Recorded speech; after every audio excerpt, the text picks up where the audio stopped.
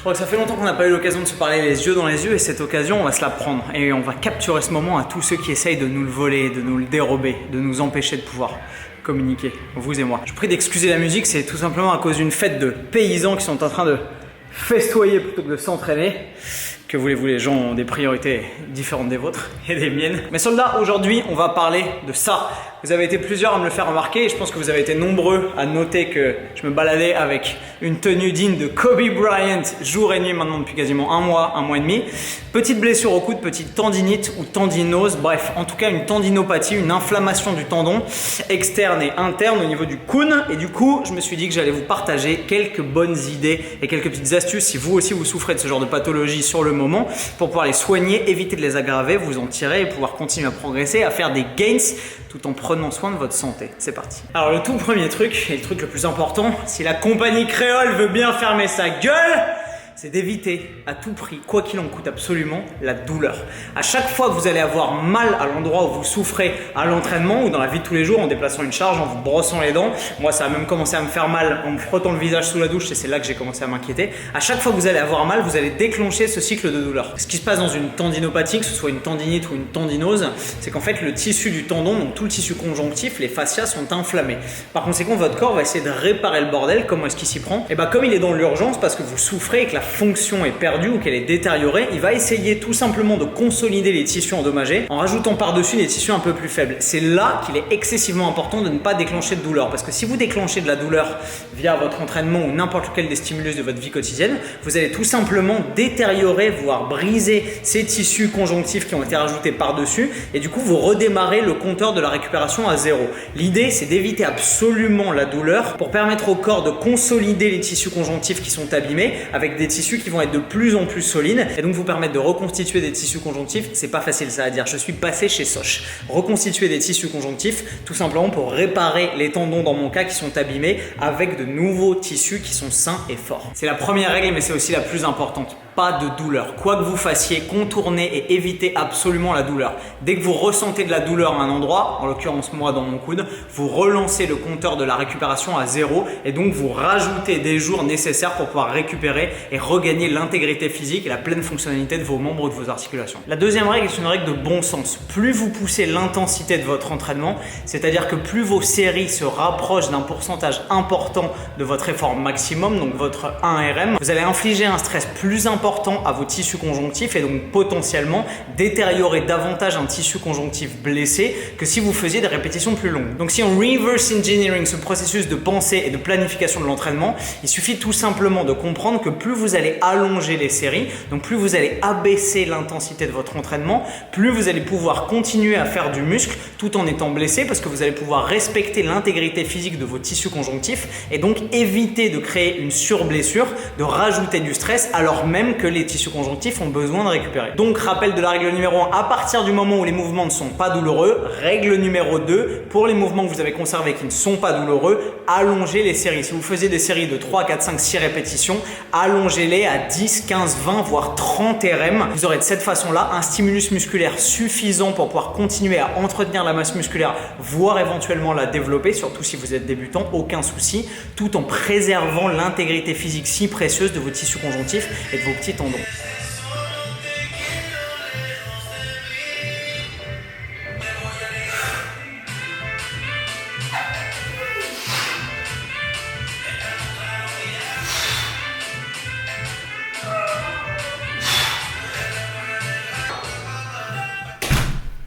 Which brings us to one of the important points of recovery, frustration.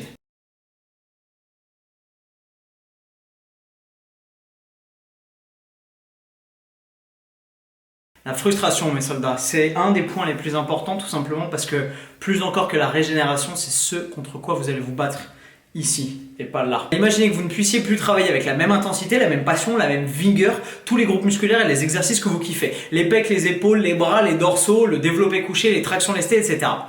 Une croix dessus, nada. Maintenant, les seuls exercices sur lesquels vous pouvez vous donner à fond comme avant, c'est les exercices que la plupart des gens détestent, c'est-à-dire les jambes, les squats, les Bulgarian split squats, les fentes, les front squats, les soulevés de terre jambes tendues, j'en passe et des meilleurs.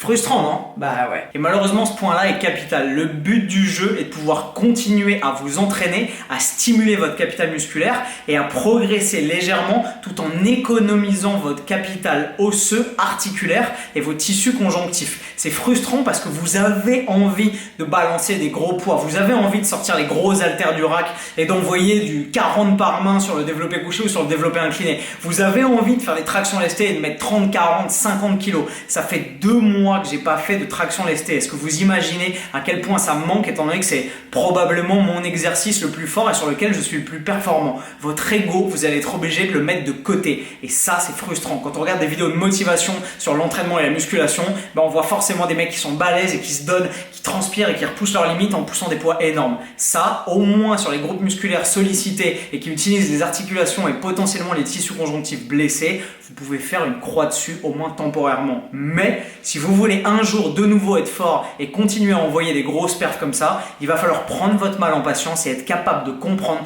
que maintenant la priorité est à la récupération et à la régénération de vos tissus, pas à l'ego et pas aux perfs, quoi qu'il en coûte. Malheureusement, il y a un temps pour tout. Mais là où la réalité est triste, mine de rien, et cruelle, c'est que vous n'avez pas le choix. Vous avez 2 options.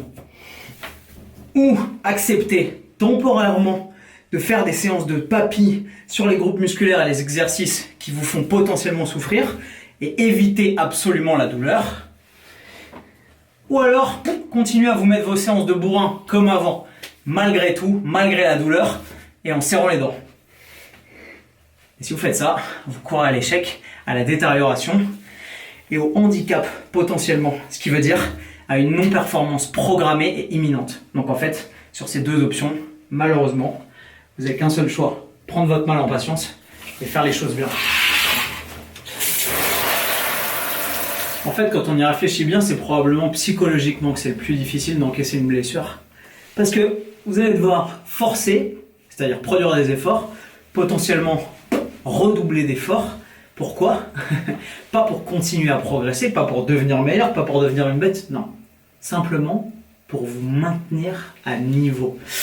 Et si on y réfléchit bien, il me semble que ça ressemble fort à un avant-goût de la vieillesse. Un jour, on sera tous suffisamment vieux pour que notre physiologie et notre système cessent de nous faire progresser, tout simplement parce qu'on aura atteint ou notre limite naturelle ou notre plafond en termes de progression, en termes de développement, en termes d'anabolisme et en termes de synthétisation des hormones potentiellement anabolisantes qui nous rendent meilleurs et plus forts sur le plan musculaire et physiologique. Et du coup, on sera vieux et tout ce qu'on pourra faire, c'est continuer à maintenir un mode de vie sain et à avoir une vie à peu près correcte pour pouvoir ne pas trop se dégrader ou en tout cas pas trop vite. Et ça, à mon avis, c'est le comble de la frustration pour des sportifs comme vous et moi qui avons l'habitude de progresser à chaque séance, de devenir plus fort à chaque séance, de devenir meilleur et surtout de serrer les dents et de combattre la douleur, les obstacles, les excuses que tous les autres acceptent pour pouvoir devenir meilleur de jour en jour et chaque jour que Dieu fait.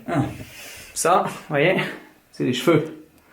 C'est les cheveux qui étaient sur ma tête il y a 10 minutes et qui maintenant sont sur le mur. Vive Instagram, vive les réseaux sociaux, soyons glamour. Eh oui, personne n'est parfait, même la Joconde subit les outrages du temps. Il y a peut-être une vidéo à faire là-dessus, remarque.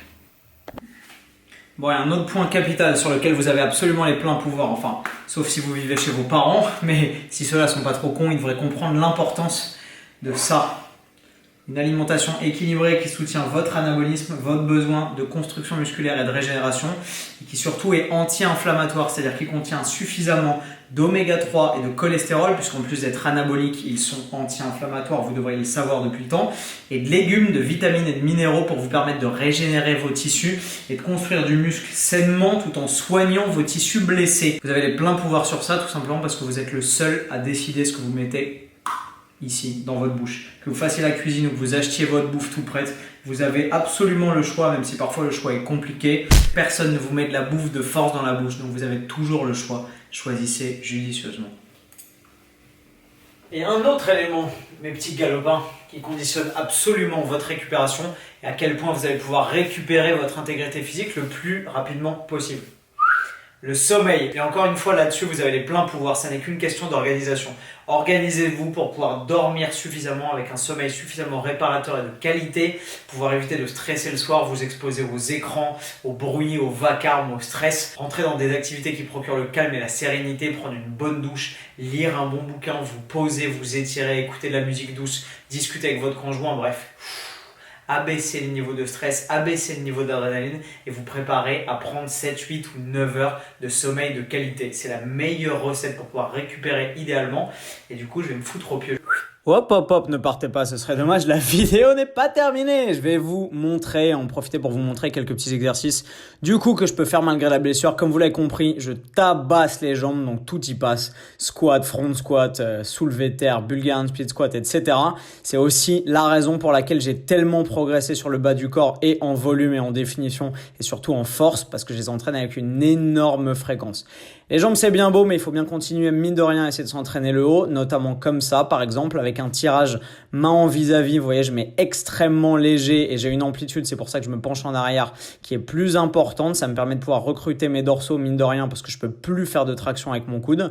Et ça, c'est frustrant, mais c'est la vie, mes petits potes. Pour ce qui est des pecs, plutôt que de faire du développé couché aux haltères ou à la barre, parce que ça m'est impossible à cause de la douleur, voilà, beaucoup de mouvements de rapprochement, de fly avec les mains, non pas en vis-à-vis, mais les deux mains en pronation, moins de douleur sur le coude, c'est la version bayésienne du fly. Et des tirages, beaucoup de tirages, toujours à la poulie, toujours en léger, toujours avec beaucoup de répétitions, parce que ça je peux faire, plus de traction lestée avec des poids de 50 kg de malade comme je le faisais avant, mais c'est suffisant pour maintenir la masse musculaire, mine de rien, et la force acquise sur les derniers mois. Et malheureusement, pas pour moi de Bayesian curl ou de mouvements qui travaillent directement les biceps ou les triceps, parce que c'est un big no-no, et encore moins de soulevé de terre à 190 kg, comme le fait ici mon bro Tristan. Et que serait une vidéo digne de ce nom sans un petit montage d'entraînement? Je vous laisse admirer les magnifiques images tournées par mon bro Quentin Randis. Let's get ready to rumble.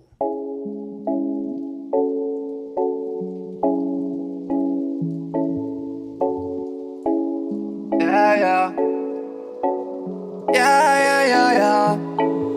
Ooh, why always me? Ooh, like I'm Balotelli. Ooh, why always me? Ooh, like I'm Balotelli. Telly, yeah, why always me?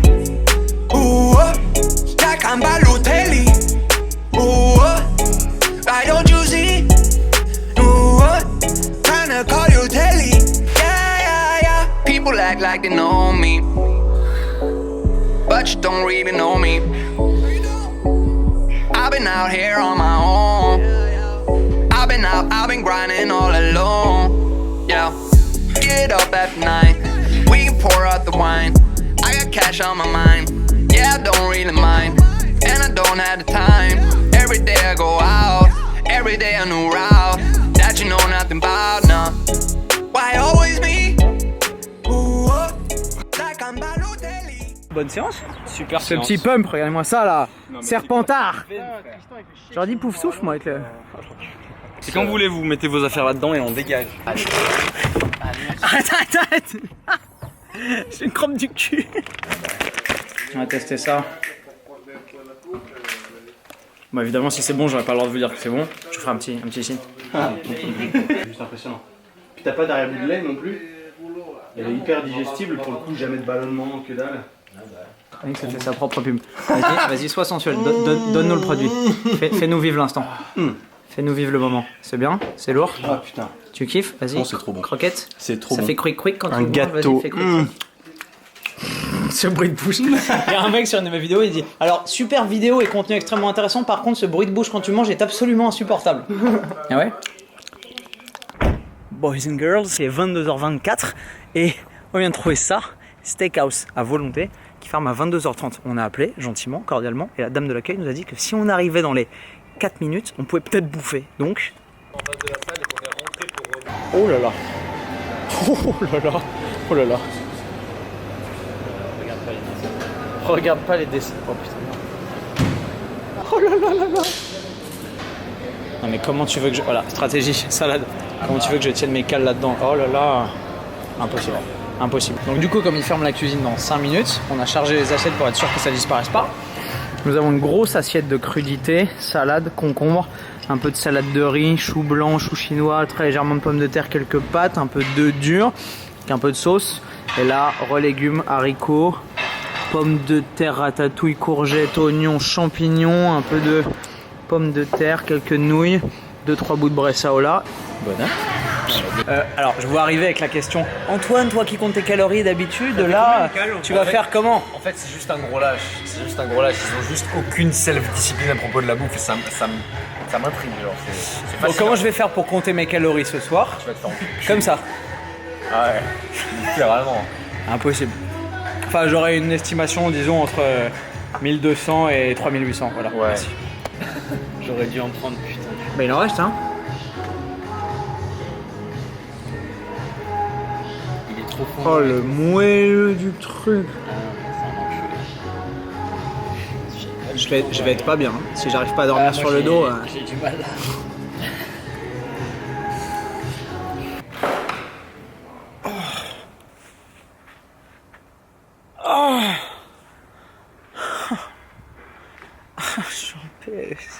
Aidez-moi. Ça va, tu te sens bien? J'ai plus d'ego là, affichez-moi comme vous voulez, je m'en fous. J'ai plus d'amour propre. J'ai plus aucun amour. Tiens pas d'honneur. Tiens pas d'honneur. Le petit jean. Tu as mangé 2000 calories et tu fais le beau. Est-ce qu'il serait pas temps de raccrocher les gants et de mettre fin à cette vidéo?